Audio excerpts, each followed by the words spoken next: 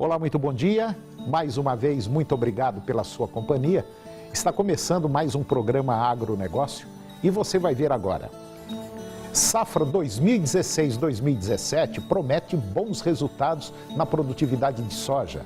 Milho pode passar dos 92 milhões de toneladas nesta safra.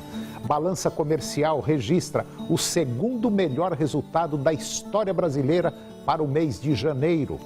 Escola de Samba Carioca critica o setor agropecuário. Banco Federal Americano, o Fed, manteve as taxas de juros e mais. A semana foi agitada no Brasil. Economia e política estiveram mais uma vez presentes na conturbada situação brasileira. O agronegócio está começando.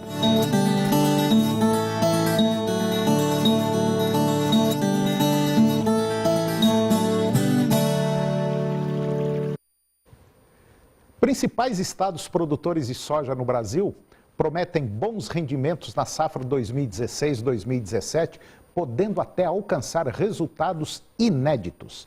Levando em consideração as condições favoráveis no campo, a FC Stone Consultoria, ela revisou a sua estimativa de produção para 104 milhões de toneladas de oleaginosa, ante 102 milhões de toneladas no mês passado. O número está pouco mais de 8 milhões de toneladas acima do previsto pela Conab, em 95 milhões de toneladas. A FC Stone não realizou mudanças na área plantada, enquanto a produtividade média foi elevada para 3.100 toneladas por hectare contra 3.006 toneladas por hectare, estimados em janeiro. E considerando o total disponível de soja em 106,5 milhões de toneladas, acrescentando a produção aos estoques iniciais de 1 milhão e 900 mil toneladas e considerando um uso total de 101 milhões de toneladas, a safra deste ano totalizaria estoques finais acima de 5 milhões de toneladas. Mesmo com a elevação da estimativa de exportações para 57 milhões de toneladas, uma produção recorde de 104 milhões de toneladas levaria a um contexto de estoques mais confortáveis após balanços apertados nos últimos anos.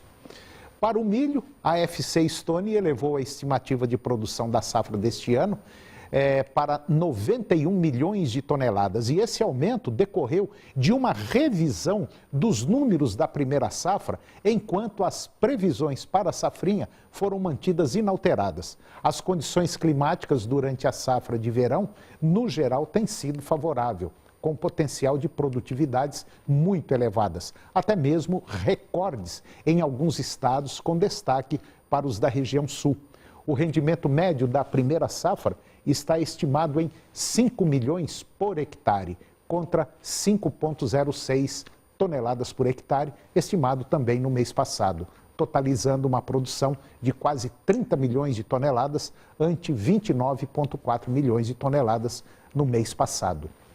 E no caso da segunda safra, a FC Stone manteve a mesma estimativa de produção em 61 milhões de toneladas, um resultado de uma área de 11,3 milhões de hectares, que representa um crescimento de 7,5% em relação ao ciclo 2015-2016 e de uma produtividade média de 5,4 toneladas por hectare. O balanço deve caminhar para um reequilíbrio após a escassez de milho observada no ano passado.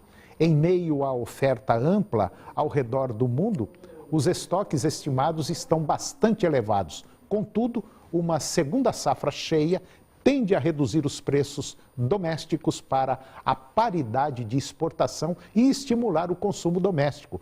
Já para as exportações, é preciso acompanhar a evolução cambial, que recentemente não tem sido favorável à competitividade do cereal brasileiro.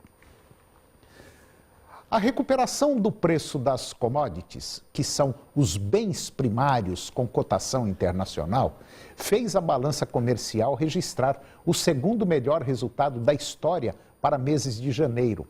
E no mês passado, o Brasil exportou 2 bilhões e 700 milhões de dólares, a mais do que comprou no exterior, um crescimento de 198% em relação a janeiro de 2016, quando nós exportamos 915 milhões de dólares.